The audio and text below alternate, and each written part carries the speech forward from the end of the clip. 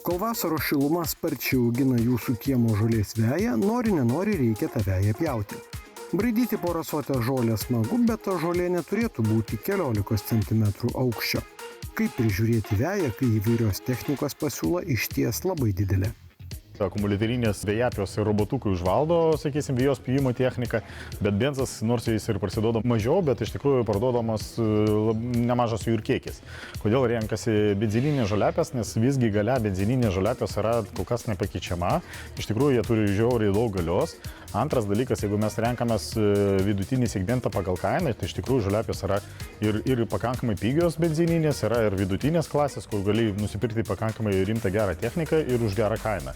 O patogumas tas pats kaip ir akumuliatorinės, nes tu nepririštas kaip su elektrinio laidų, tu esi kaip ir laisvas dėl judėjimo, tik tai, kad aišku, garsas, benzinas ir panašiai, čia yra tam tikrų niuansų, bet galia visgi benzininės technikos kol kas yra visgi rimčiausia. Plius, kad benzininė vėjapjė tu gali šienauti nepribotą plotą, jeigu pas tave išsikrovė akumuliatorius, tu turėtum arba statyti kitą, arba krauti, tai benzinas tu dapeli kūro ir varai toliau. Tai iš tikrųjų tas plotas yra beveik nepribotas, tai kai tu dirbi su benzininė vėjapjė.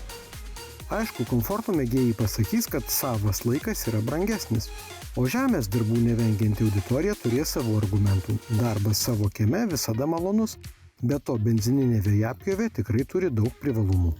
Iš tikrųjų, benzininė vėjapjovė tikrai yra gerokai galingesnis prietaisas negu akumuliatorinė. Tikrai, jeigu, sakysim, sklypas, kur nepavyksta šienauti pakankamai dažnai arba labai tanki ir šlapia žolė, tai dėl to dažniausiai renkasi benzininė vėjapjovė. Plius, aišku, už benzininės vėjapjovės kainą mes turim gerokai daugiau galios. Netgi pasirinkę pačią pigiausią benzininę žoliapjovę, jinai turės gerokai daugiau galios negu bet kokia turbūt akumuliatorinė vėjapjovė, kuri šiai dienai rinkoje egzistuoja. Tai pagrindinis turbūt aspektas ir būtų ta vėjapjovė, kad už pakankamai nedidelius pinigus tu gali nusipirkti pakankamai galingą prietaisą ir išspręsti problemą šienauti arba didelį sklypą, arba apleistą sklypą, arba kur nėra labai ideali vėja ir panašiai. Jeigu dar prisimenate laikus, kai benzininę techniką vos ne po kiekvieno pjovimo reikėdavo pareguliuoti ar paremontuoti, tai tie laikai jau tikrai praėjo. Kokybė dabar pagrindinė vertybė. Viskas padaryta, kad būtų kuo paprasčiau vartotojui. Iš tikrųjų, jeigu anksčiau būtinai reikėjo važiuoti į servizą, daryti aptarnavimus, ten iš tikrųjų ten arba pačiam krapštyti su ta vėjapjove, iš tikrųjų ne.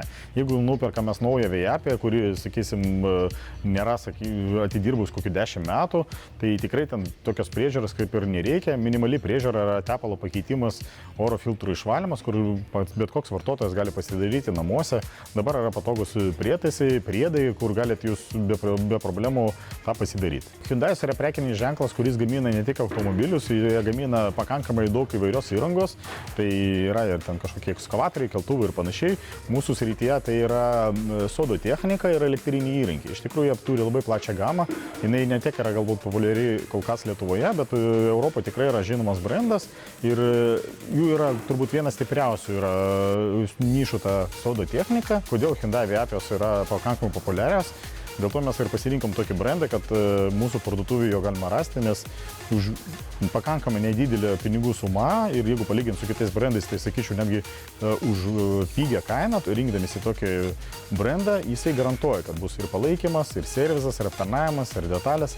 Kadangi čia centras, kuris dirba per visą Europą, mes dirbam su Baltijos šalių rinka, tai iš tikrųjų tas visas palaikymas yra centralizuotas ir tikrai žinom, kad nei po metų, nei po 2 nebus jokių problemų su detalėm, servizu ir aptarnavimu. Kai mes renkamės kažkokią vėjapjovę, kuri iš vis neegzistuoja tokio brando arba kuri pasirodė ten prieš metus ir panašiai. Mes su Hyundai brandu jau dirbam kokie 5-6 metai ir kol kas ne kartą neturėjom kažkokių problemų su servizo aptarnavimu ir iš visų kokybė šitų produktų.